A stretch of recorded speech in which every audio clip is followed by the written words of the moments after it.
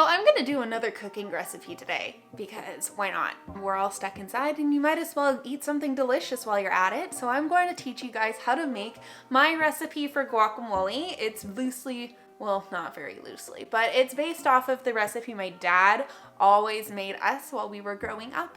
It is absolutely delicious, and if you don't believe me, why don't you make it and try it out for yourself? I mean, no harm, no foul. It's guacamole. It's guac. All you're gonna need is avocado, lime, salt, pepper, cumin, and La Victoria's thick and chunky salsa. Let's get to it. All right, here we go. So cut into your avocados and remove the pits very carefully. Quick note, do not throw the pits away. They are very useful in helping keep the guacamole fresh and green for longer because they help prevent oxidation, at least for a little while. So just put those pits to the side. Now get all of that delicious fruit out of the shell and into the bowl with a spoon. You can do it with your hands, but it gets very messy, so I highly recommend using a spoon instead. And after all of that is done, as you can see, I go back in for the remaining avocado that I had forgotten to get out before. Whoops.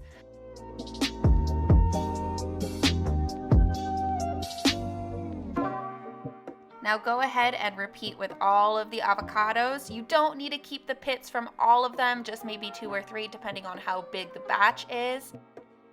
So you can throw the other ones away.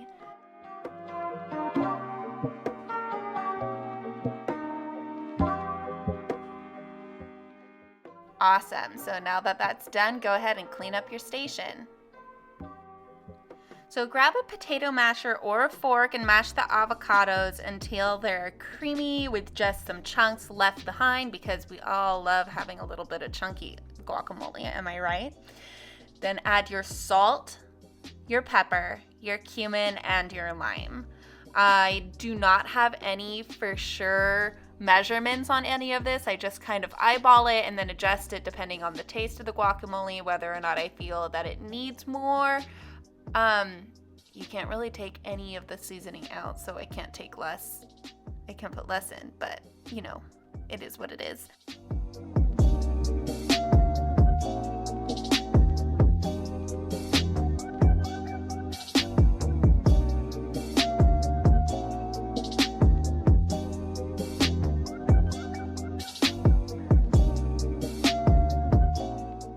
Then I do the same thing with the salsa. I just kind of eyeball how much goes in, but you want to be careful because if you add too much of the salsa in, the guacamole winds up looking more brown than green, and I don't know about you, but brown guacamole does not sound good.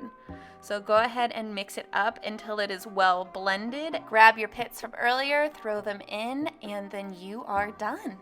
Yeah, so that's all there is to making this guacamole. As you can see, it looks absolutely incredible. And if you want to give it a quick taste test, which I am going to do.